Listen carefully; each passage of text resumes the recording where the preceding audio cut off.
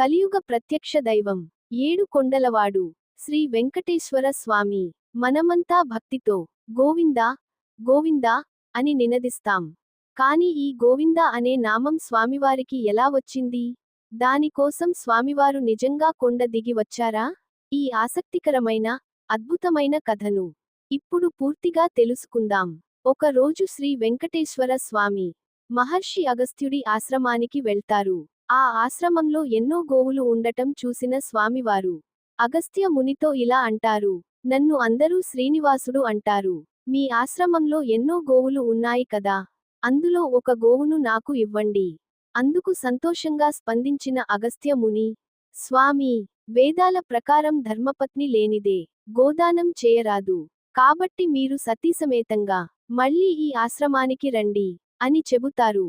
స్వామివారు కూడా అలాగే అని చెప్పి అక్కడి నుంచి వెళ్ళిపోతారు. కానీ కొంతసేపటికి అగస్త్య ముని ఆశ్రమంలో లేని సమయంలో పద్మావతి అమ్మవారితో కలిసి మళ్ళీ ఆశ్రమానికి వస్తారు. ఆ సమయంలో అక్కడ ఉన్న అగస్త్య ముని శిష్యుడితో వెంకటేశ్వర స్వామి ఇలా అంటారు: మీ గురువుగారు సతీసమేతంగా వస్తే గోవు ఇస్తానన్నారు.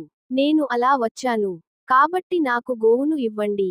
కానీ శిష్యుడు వినయంగా, స్వామీ, ఈ సమయంలో మా గురువుగారు ఆశ్రమంలో లేరు.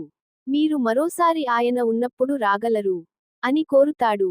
ఆ మాటలకు వెంకటేశ్వర స్వామి కొద్దిగా ఆగ్రహించి ఏమీ మాట్లాడకుండా తిరుమల కొండ వైపు నడుచుకుంటూ వెళ్ళిపోతారు. అంతలో అగస్త్య ముని ఆశ్రమానికి వస్తాడు. శిష్యుడు జరిగిన విషయానికి మొత్తం చెప్పగానే అగస్త్య ముని చింతతో గోవును తీసుకుని శిష్యులతో కలిసి స్వామివారి వెంట పరుగెడతాడు. కొద్ది దూరంలో స్వామివారిని చూసి గట్టిగా స్వామీ అని పిలుస్తారు. కానీ స్వామివారు పలకరు. అప్పుడు అగస్త్య ముని ఇలా అంటాడు: గోవు ఇందా. ఇక్కడ గోవు అంటే గోవు, ఇందా అంటే ఇదిగో. అంటే స్వామి, గోవు ఇదిగో అన్న అర్థం. అలా పదే పదే స్వామి, గోవు ఇందా, గోవు ఇందా అంటూ పిలుస్తుండగానే ఆ మాట గోవిందా గోవిందా గా మారుతుంది. ఆ క్షణమే వెంకటేశ్వర స్వామి ఆలయంలో ప్రవేశించి అదృశ్యమవుతారు. అప్పటి నుంచే స్వామివారికి గోవింద అనే నామం ప్రసిద్ధి చెందింది. ఇదే కాకుండా ఈ గోవిందా నామానికి ద్వాపర యుగంతో కూడా గాఢమైన సంబంధం ఉంది. ద్వాపర యుగంలో గోపాలులు ఇంద్రుని పూజిస్తుంటారు. అప్పుడు శ్రీకృష్ణుడు వారికి చెబుతాడు: మనము గోపాలులం, గోవులను పూజించాలి అని. దానికి కోపగించిన ఇంద్రుడు 7 రోజులు 7 రాత్రులు ఆగకుండా భీకరమైన వర్షాలను కురిపిస్తాడు. దాంతో ప్రజలు, గోవులు ప్రమాదంలో పడతారు. అప్పుడు చిన్న వయసులోనే శ్రీకృష్ణుడు తన చిటికెన వేలితో గోవర్ధనగిరిని ఎత్తి ప్రజలందరినీ, గోవుల్ని కాపాడుతాడు.